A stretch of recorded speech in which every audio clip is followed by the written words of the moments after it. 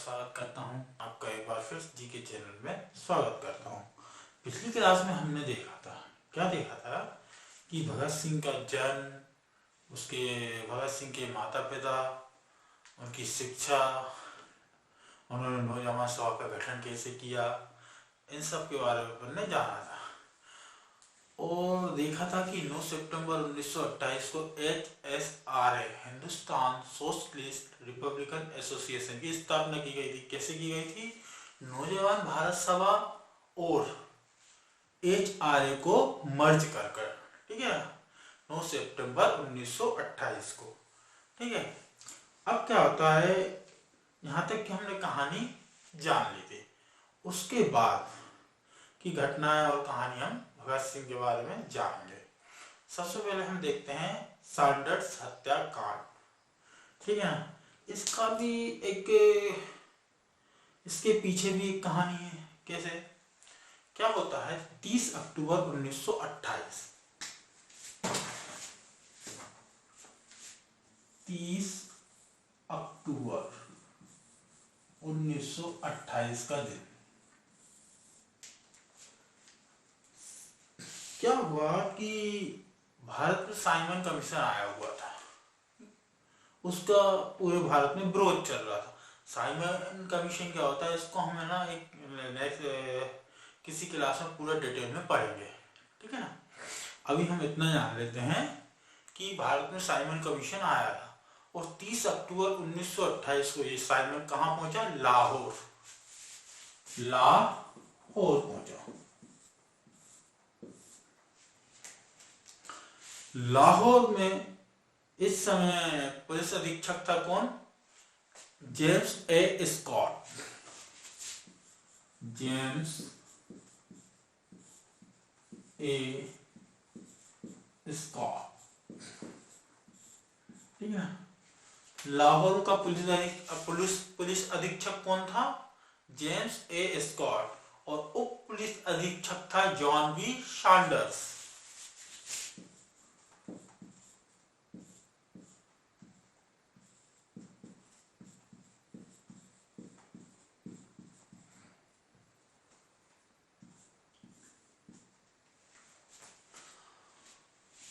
अक्टूबर 1928 Simon commission कहाँ गया? लाहौर।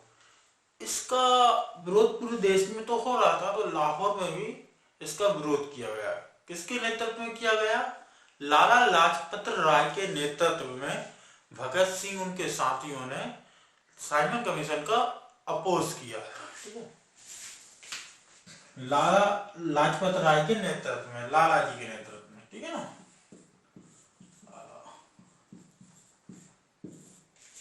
इस अपोज में क्या हुआ कि भीड़ बहुत ज्यादा हुई थी। भीड़ को तितर बितर करने के लिए किसने ऑर्डर दिया? लाठीचार्ज का। जेम्स ए स्कॉट ने लाठीचार्ज का ऑर्डर दे दिया कि भाई ये बहुत ज्यादा भीड़ है, इसको हटाना पड़ेगा। तो उसने सोचा कि लाठीचार्ज का ऑर्डर दे देते हैं। जब लाठीचार्ज का ऑर्डर दिया तो लाठीचार्ज के कारण भीड़ क्या हो गई? तितर बितर होने लगी। पर यहाँ पर क्या हुआ कि लाला जी, जो लाला लाजपत राय थे, उनके ऊपर लाठियां बरसने लगी। कुछ अंग्रेजों ने उन पर लाठियां बरसाई, जिससे क्या हुआ, वो बुरी तरीके से घायल हो गए। अब वो घायल अवस्था में आ गए, तो इस अवस्था में उन्होंने स्टेटमेंट दिया कि मेरे ऊपर गिरने वाली हर एक लाठी अंग्रेजी साम्राज्य का ताबूत में आखिरी कील साबित होगी। ये लाला जी का कहना था। तो 30 अक्टूबर 1928 का दिन था, जिसमें लाला जी भी लाठीचार्ज में घायल हो गए। फिर क्या हुआ कि कुछ देर बाद 17 नवंबर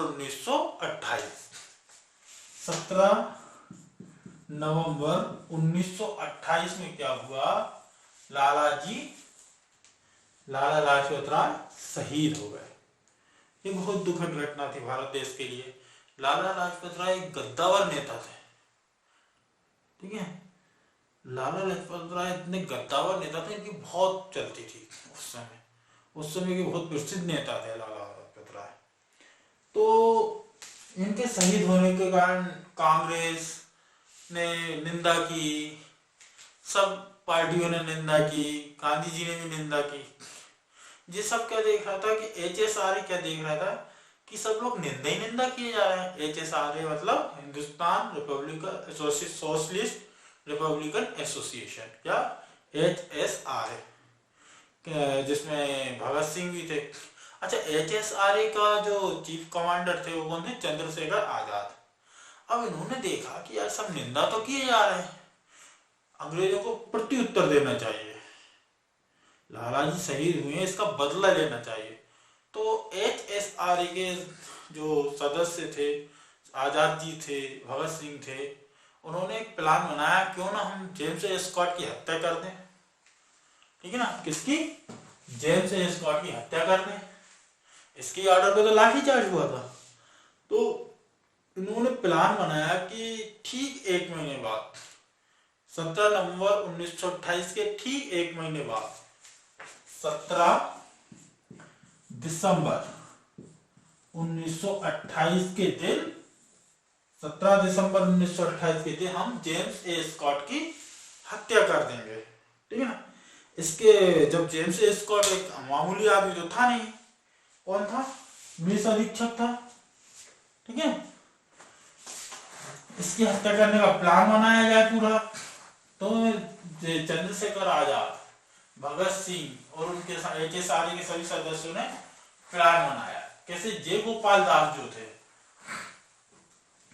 उनको लगाया गया कि वही जेम्स स्कॉट के जब पुलिस थाने से निकलेगा तो आपको इशारा करना है, आपका इशारा पाकर राजगुरु गोली चलाएंगे और भगत सिंह गोली चलाएंगे, और चंद्रशेखर आजाद और बाकी साथी क्या है, इन दोनों को कौन? राजगुरु भगत सिंह को फरार होने में मदद करेंगे। कुछ तरीके से प्लान बनाया गया, पर सौभाग्य और दुर्भाग्य, सौभाग्य किसका था? जेम्स स्कॉट का, और दुर्भाग्य किसका था? जॉन बी सैंडर्स का। उस समय क्या हुआ कि जेम्स स्कॉट की जगह कौन बाहर आया पुलिस थाने से? John B Sanders. Jaigopal Das ने इशारा किया, और इशारा पाकर राजगुरु, कौन?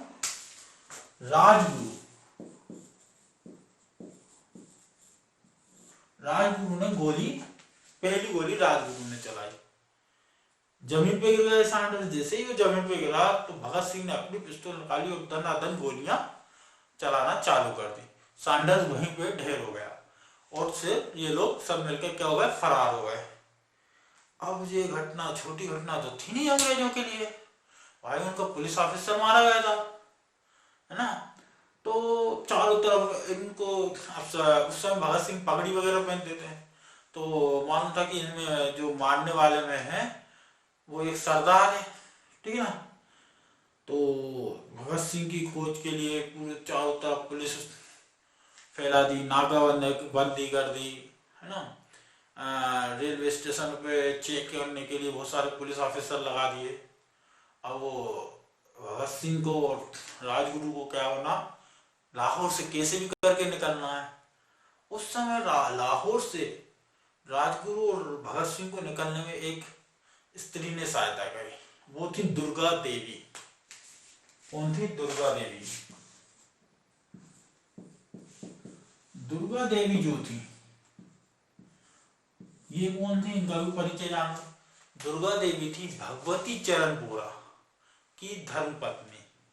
भगवती चरण वोरा की पत्नी थी। कौन थी? दुर्गा देवी। इनकी हेल्प से भगत सिंह और राजगुरु बड़े आराम से लाहौर से कलकत्ता चले गए। इन्होंने कैसे हेल्प करी? इन्होंने, ये दुर्गा देवी क्या हो गई? भगत सिंह की पत्नी बन गई। भगत सिंह ने बाल कटवा के, पगड़ी हटा के, हेट पहन लिया, कैप पहन लिया बेहतरीन, और जेंटलमैन बन गए, और राजगुरु को बना लिया नौकर। तो ये भेष बदला इन्होंने, और कहा निकल गए?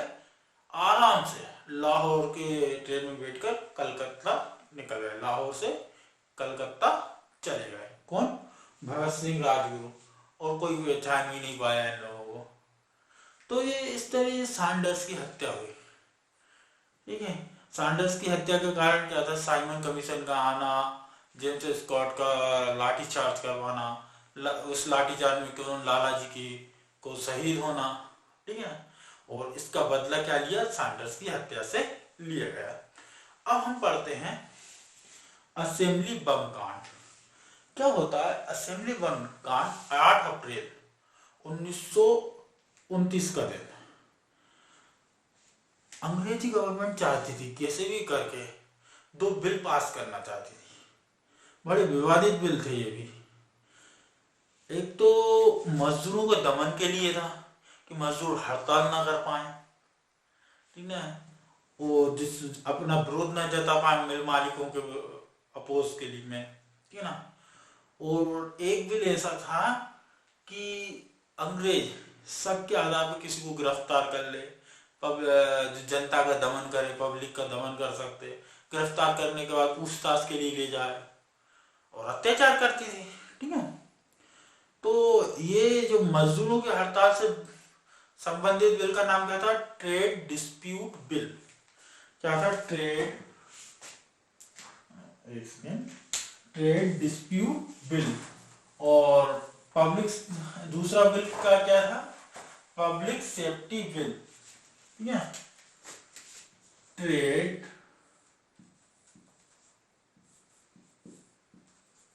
डिस्प्यूट बिल और एक पब्लिक सेफ्टी बिल।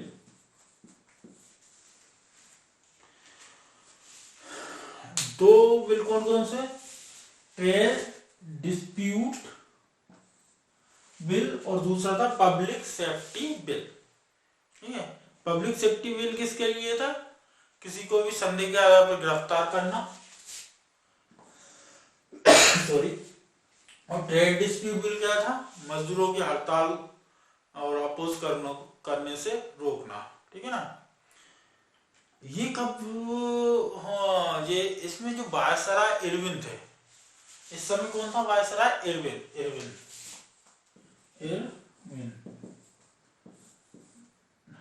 1926 से 31 तक क्या रहा है? वायसराय रहा। इनके शासनकाल की बात चल रही है।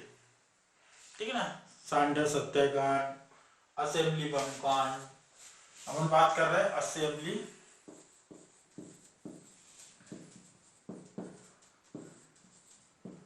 बम कांड। ठीक है ना। तो इरविन किसी भी तरीके से बिल पास करना चाहते थे।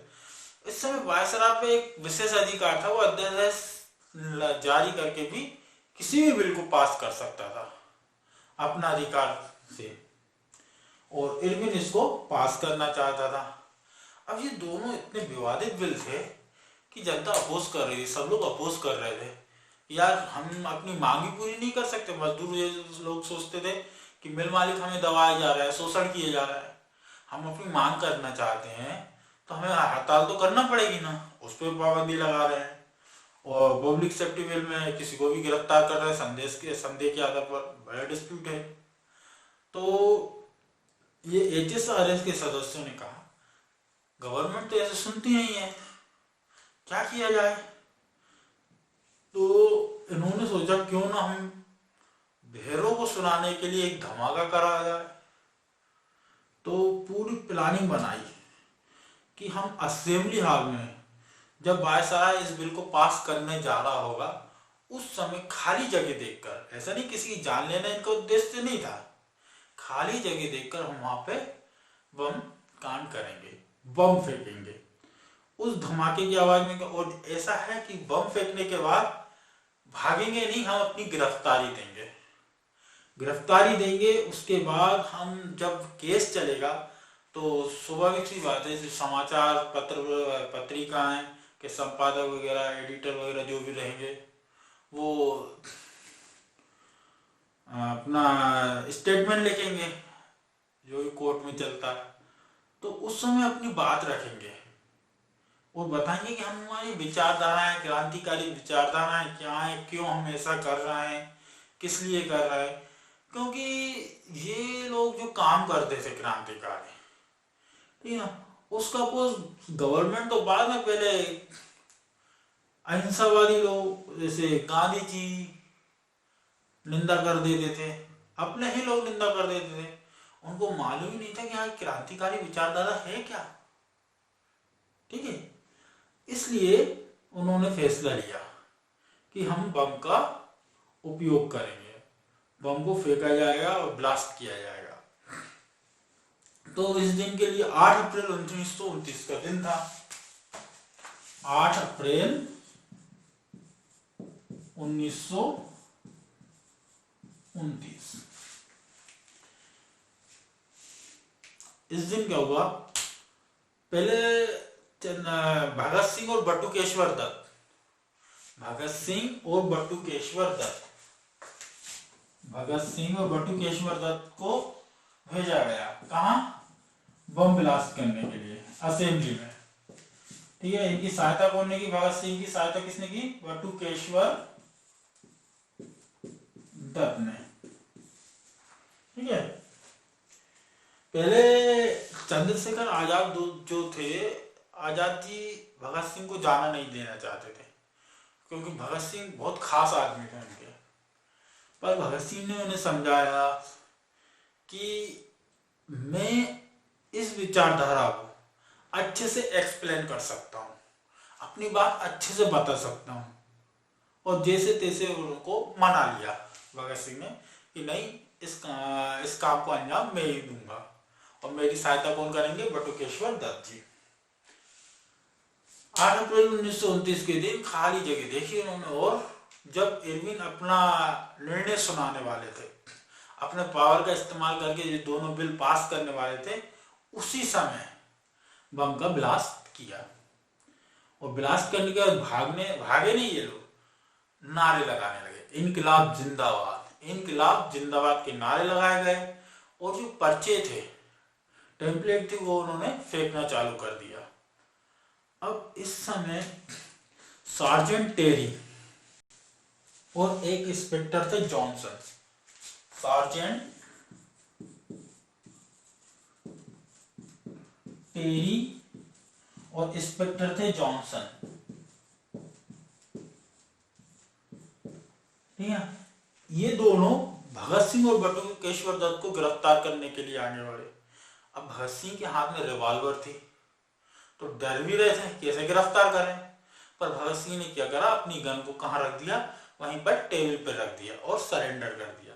तो भगत सिंह और बटुकेश्वर दत्त ने क्या करा, उस समय किसको सरेंडर कर दिया, सार्जेंट टेरी और जॉनसन के को आत्मसमर्पण कर दिया। ठीक है, अब जो असेंबली बम कांड था, ठीक है ना, इनकी पहचान किसने की, इनके दोनों भगत सिंह और बटुकेश्वर दत्त के खिलाफ इस कांड की, कौन की, असेंबली बम कांड की गवाही किसने दी, सोवा सिंह और शादीलाल ने। ठीक है ना, असेंबली बम कांड की गवाही किसने दी, सोवा सिंह और शादीलाल ने।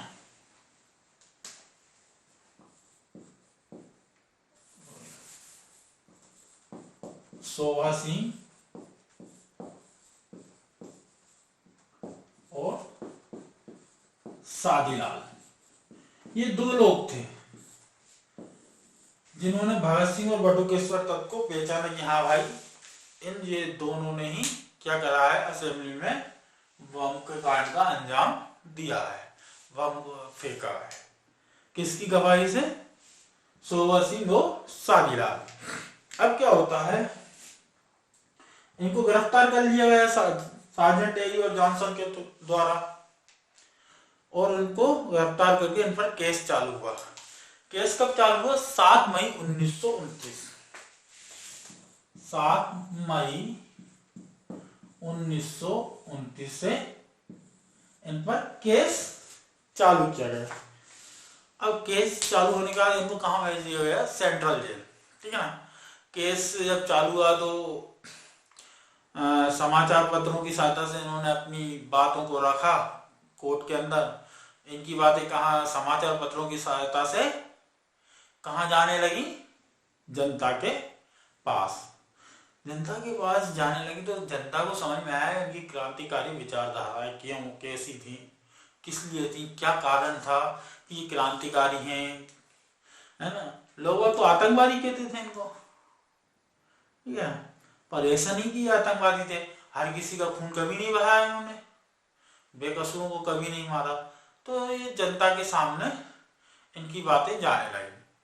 अब क्या होता है, इनकी प्रसिद्धि बढ़ने लगी, अच्छी खासी प्रसिद्धि बढ़ रही थी इनकी। एक क्या हुई, कैसे गांधी जी के समतुल्य उनकी प्रसिद्धि हो गई थी भगत सिंह की, ठीक है। अब क्या होता है, जब ये सेंट्रल जेल पहुंचाया जाता है तो वहां देखते हैं क्या कि एक तो भारतीय कैदी और अंग्रेज कैदी, इन दोनों के बीच बड़ा भेदभाव किया जा रहा है। भारतीयों को तो बहुत पुराने कपड़े पहनने को मिल रहे हैं, फटे हुए कंबल दे रहे हैं, खाना ऐसा कि इस पे काकरोच और चूहे कूद रहे हैं, और पढ़ने के लिए कुछ नहीं दे रहा है। जबकि अंग्रेजों के जस्ट उल्टा, साफ कपड़े, अच्छा खाना, ठीक है, पढ़ने के लिए पेपर, समाचार पत्र, न्यूज़पेपर, ठीक है, ये सब दी जा रही है। तो इनसे सहा नहीं गया, तो भगत सिंह ने इसके कारण विरोध किया, अपोज किया कि कोई बात नहीं, ठीक है, हम अब खाना ही नहीं खाएंगे, ठीक ना, स्ट्राइक कर देंगे, भूख हड़ताल कर देंगे। तो इन्होंने 15 जून 1929 से 14 या 15 जून 1929 से भूख हड़ताल शुरू कर दी। किसने? भगत सिंह ने। ये भूख हड़ताल आम भूख हड़ताल नहीं थी, ठीक ना। भूख हड़ताल कितनी चल सकती है, कोई 4 दिन, 5 दिन, 10 दिन, 15 दिन, ठीक है। और इनकी जो भूख हड़ताल थी, ये कितने दिन तक भूखे रहे ये सब लोग?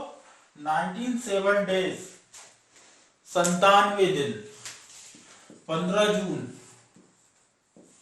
1929 से शुरू हुई है और कितने दिन तक चली? 97 डेज, 97 दिन तक इनकी भूख हड़ताल चली। पर क्या होता है कि इनके एक साथी से, जतिन दास, 13 सितंबर 1929 का दिन था। क्या था? 13 सितंबर 1929 का दिन था। इस दिन भूख के 84 दिन बाद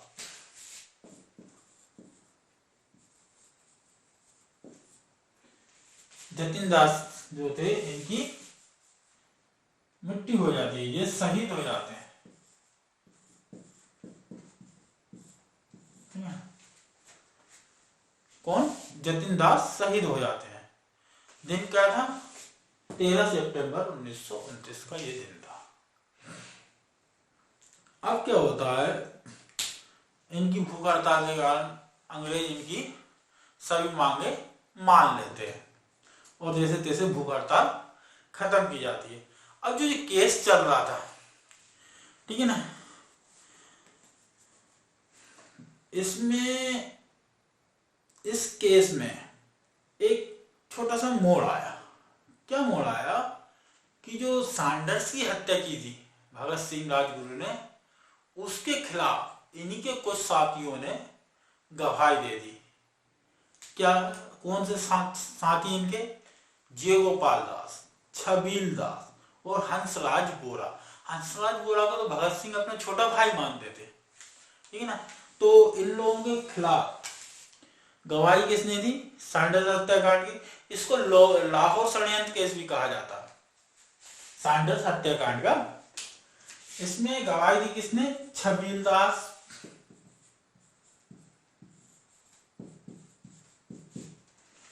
ठीक है ना, और जयगोपाल दास, जयगोपाल और हंसराज बोरा। जयगोपाल दास और